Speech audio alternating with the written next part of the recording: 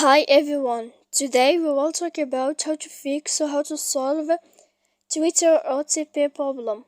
To know how to fix or how to solve Twitter OTP problem, you should just go to settings like this. You will click.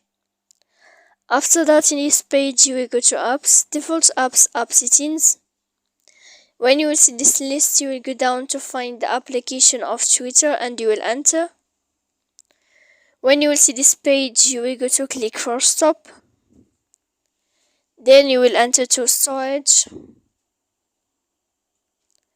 After that, you will go to click clear cache.